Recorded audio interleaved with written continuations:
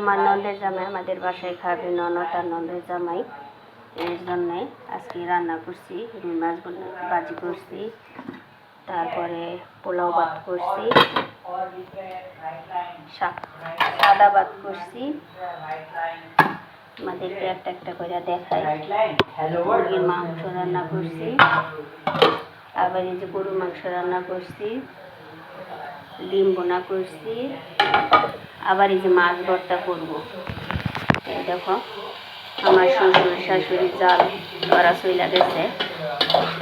নন্দের জামাইটারে আমি এখনো খাওয়াই নাই। এনে বাসুরের ছেলে ফেলে যা আছে ঈদের দিনে আমি সব ঝামেলা শেষ করে দিছি। কারণ যেহেতু জামাই মানুষ ওরা আলাদাই খাওয়াইতে গো। আবার আমার নন্দের জামাই বেশ একটা রুষ্ট পছন্দ করে না, কারণে আর রান্না করি নাই। দেখেন মাছ ভর্তা করতেছি। আর আজকের আয়োজন আমার এই পর্যন্তই। আর আপনাদেরকে কী বলবো, রোজা 29টার পর আমার এত ঝামেলা যাইতেছে, হওয়ার মতো নাই। শরীরটা অনেক দুর্বল, কী করাম।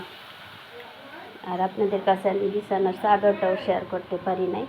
এই যে আমার বিছানার চাদর দেখেন। আর ওই ঘরের গুলা উড়াই লাইছি, যেহেতু শেষ, দরকার কি, সাদা সাইডও নষ্ট হয়ে যাবো। মানুষজনে চাপাচাপি, আবার খাওয়া দাওয়া সব কিছু জায়গা, টেবিলটাকে জায়গা সোফার উপরে যদি দাগ দাগ ভরে, এই কারণে আমি উড়াই লাইছি ওই ঘরে। কিন্তু আমার বেডরুমেরটা আমি রাখছি। আর আমার চাদরটা কেমন হয়েছে আমি আপনাদেরকে লাইট জ্বালাই দেখাই।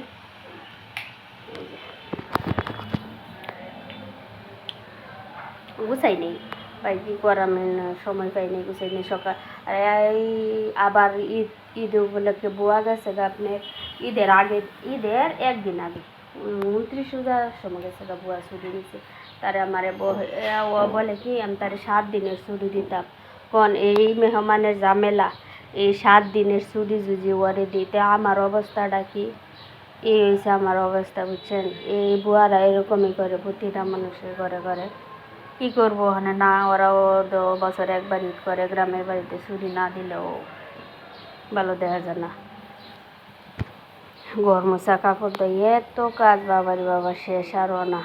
এই যে এখন আমি আপনাদেরকে বলি 5টা 51 বাজে হবাই আমি কাজ শেষ করছি। এই পর্যন্তই আমার ভিডিওটা। আল্লাহ হাফেজ।